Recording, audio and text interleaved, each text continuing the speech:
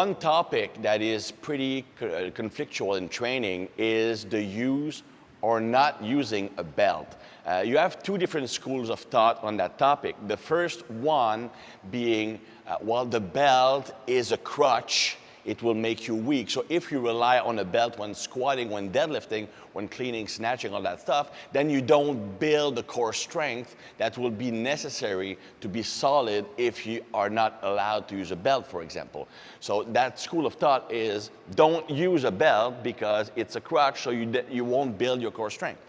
The other school of thought is, well, the belt increases stability of the trunk and it allows you to use more weight. If I can use more weight, I can gain more strength in my main muscle, the muscles I want to work. Worst case scenario, I can always work on my core using different exercises.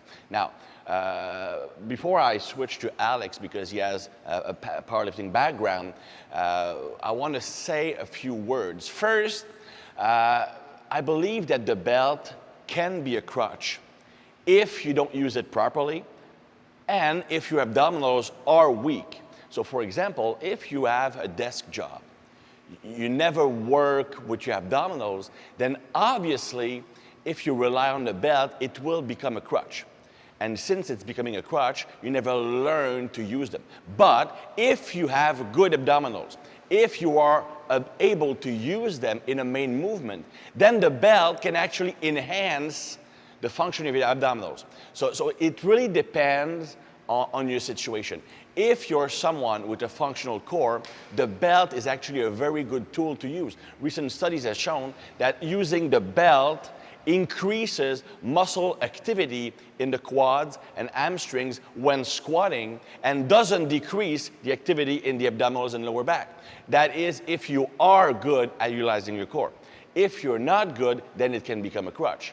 So from a powerlifting background, what's your experience with using a belt properly? I think when we say core strength, I think it's important to understand what we do mean is intra-abdominal pressure, creating that intra-abdominal pressure, creating that intra-abdominal cavity with as much air as possible, then contracting your abs, contracting your obliques, and getting your lower back contracted as well. Once you're able to get that stability in your trunk all around, then you should be able to recruit your glutes properly, recruit your quads properly. And in saying that, I think the belt is actually, or should be used as a tool to help you activate and get that intra-abdominal pressure properly. And how's that done? So what you do is, the way I coach it, and the way I've seen many coaches coach it, is let's say you've never actually practiced the intra-abdominal pressure. So I'll have you put your hands on your sides, right on your obliques here. And this is actually something I heard from our friend Paul Carter, okay, and many other coaches. So what you do is you take a deep breath, but you breathe in through your stomach, and you try to, as you're breathing in, you try to expand your belly into your hands. Now, once you take that deep breath in, and you feel that expansion in your stomach, in your obliques, then you contract. And you keep that contraction. As if I'm going to get punched in the stomach. As if somebody would come and punch you in the stomach, yes. So you take a deep breath, make sure your stomach expands, then you contract like somebody's trying to punch you in the stomach, and then you can go and do your movement, whether it's a squat or whether it's a deadlift.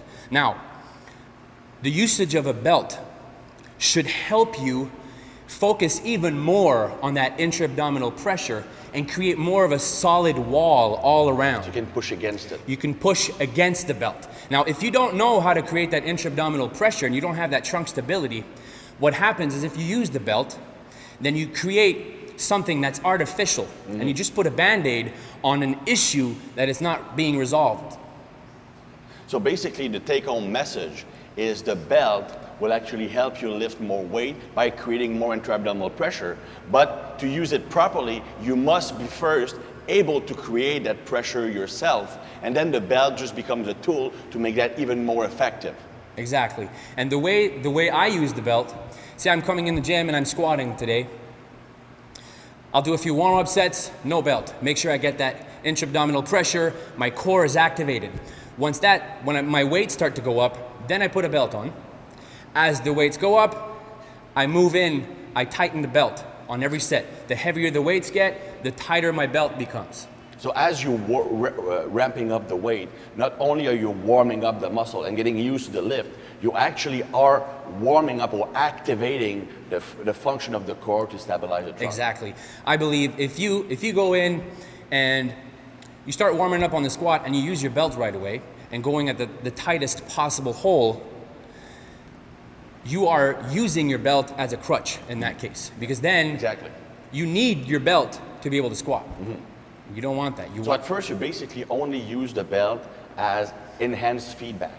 It's not tight, but there's something on my stomach, so I can feel it better. I can feel my stomach better. And as I'm getting more amped up, excited, nervous system excited, then I can tighten it up to use it as something to increase abdominal pressure. Yes, because you feel, when you create that intra-abdominal pressure properly and you push against your belt, not only do you feel your stomach pushing in the belt, but you should feel it circumferentially, all around. Your stomach, your obliques, and your lower back, everything becomes like a very tight wall all around. Excellent. Yeah. Fist of victory. That's it.